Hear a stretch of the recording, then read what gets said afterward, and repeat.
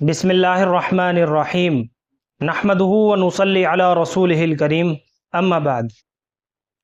मोहतरम नाज़रीन इकराम, एक सवाल किया गया है इज़रा नाम के ताल्लुक़ से, और सवाल कुछ इस तरह से है, अस्सलामु अलैकुम, प्लीज़ इज़रा नाम का मतलब बताइए क्या है।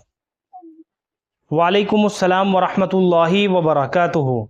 देखिए, अलिफ़ के साथ इज़रा हो या आइन के साथ इज़रा हो, यानी आइन के नीचे ज़ेर के साथ, ये लफ्ज़ बेआइनी ही नहीं मिल सका। इसके माना क्या है और ये किस ज़ुबान का लफ्ज़ है, ये तो नहीं मिल सका। ये बज़ाहिर एक मोहम्मद लफ्ज़ मालूम होता है, अलबत्ता एक लफ्ज़ मिलता है अरबी ज़ुबान के अंदर, अज़रा, आइन के ऊपर ज़बर के साथ और ज़ाल के साथ अज़रा।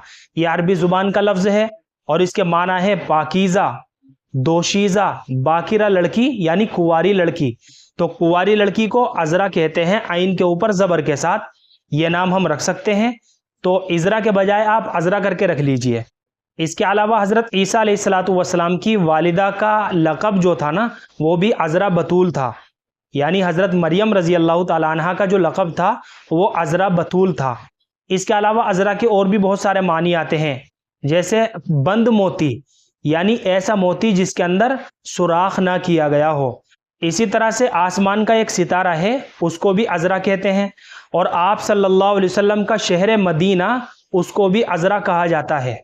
इसी तरह से शाम और दमिश्क के करीब एक बस्ती है, उसका नाम भी अज़रा है। तो इन सारे मानी का लिहाज करते हुए हम अपनी बच्ची का जो है अज़रा नाम रख सकते हैं।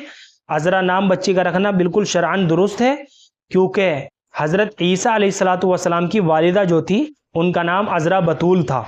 और एक लफ्ज़ मिलता है आइन के ऊपर पेश के साथ और आखिर में गोल हा के साथ, उज़रा। इसके माना है दोशीज़गी, पेशानी, बालों की लट। ये लड़कियों के लिए माना के एतबार से अच्छा नाम है। तो ये मैंने आपको पूरी डिटेल के साथ बता दिया है। हम अपनी बच्ची का उज़रा करके नाम रख सकते हैं, आइन के ऊपर पेश के साथ, और अज़रा करके रख सकते हैं, आइन के ऊपर ज़बर के साथ।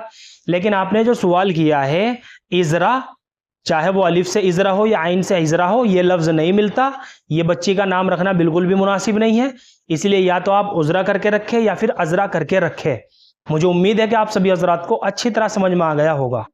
अल्लाह हम सबको सुन्नत व शरीयत पर पाबंद फरमाए। फ़क़त वल्लाहु आलम।